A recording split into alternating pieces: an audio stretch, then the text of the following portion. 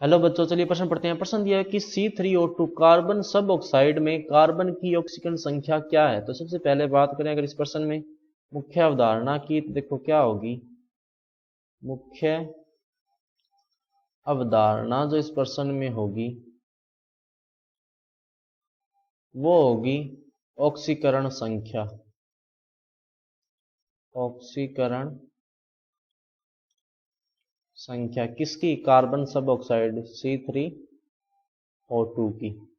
तो सबसे पहले अगर अपने बात करें तो कार्बन सब ऑक्साइड जो होता है उसकी संरचना कुछ इस तरह से होती है, C double bond C double bond O। इस तरह से अगर अपने इस संरचना के हिसाब से देखें तो इस कार्बन का जो ऑक्सीकरणांक है वो क्या है? +2। इस कार्बन का ऑक्सीकरणांक क्या है? 0। और इस कार्बन का ऑक्सीकरणांक क्या है? +2। अब देखो यहां पर अगर अपने बात करें एक एक कार्बन की तो देखो इनकी ऑक्सीकरण संख्या क्या आ रही है? अलग अलग आ रही है। लेकिन बात करें अगर औसत जो ऑक्सीकरण संख्या होती है वो कितनी आएगी? तो औसत ऑक्सीकरण संख्या देखो कितनी आएगी? औसत ऑक्सीकरण संख्या जो है वो C3O2 में तो कार्बन की निकालनी है अपने को। 3 कार्बन है तो क्या मान लिया? 3x प्लस 2 ऑक्सीजन है, एक ऑक्सीजन के ऊपर आवेश -2 बराबर में क्या आ जाएगा? 0।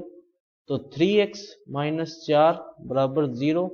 इसका मतलब 3x बराबर क्या आ गया? 4, या x बराबर क्या आ गया? 4/3 आ गया। तो x बराबर अगर औसत ऑक्सीकरण संख्या पूछी जाए तो क्या होगा? प्लस का 4/3। और एक एक कार्बन पर पूछा जाए तो देखो क्या होगी कि 2 कार्बन की तो ऑक्सीकरण अवस्था क्या होगी?